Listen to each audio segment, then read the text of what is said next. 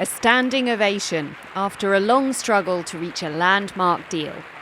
Wealthy countries have finally pledged financing for poorer nations at the UN's annual climate summit. This sends a positive signal of momentum to the world and to our work here. Agreed on just the first day of the 2-week COP28 summit, it's hoped the Loss and Damage Fund will help ease tensions between wealthy and developing nations. As the impacts of climate change, like floods and droughts, are felt hardest by people least responsible for the emissions that cause them. The decision to create the fund was made last year at COP27.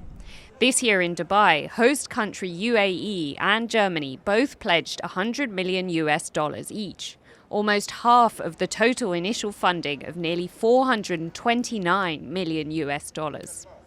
This is just a fraction of the nearly $300 billion climate disasters are expected to cost developing nations per year by 2030.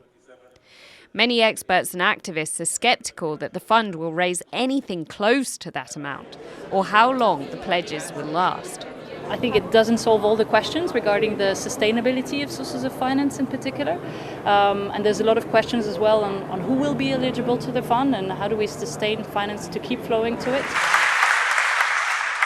Activists say COP28 must also take aim at fossil fuel companies. That's after the summit was rocked by allegations that its president was planning to use the conference to broker oil deals for the UAE.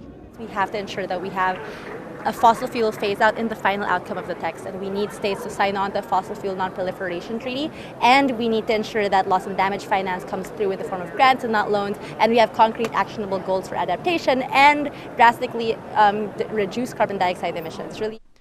And now, as even wealthy countries feel the rising costs brought on by extreme weather and climate disasters, questions remain whether the Loss and Damage Fund can truly keep up. Dolphine, Chen and Jensen for TaiwanPlus.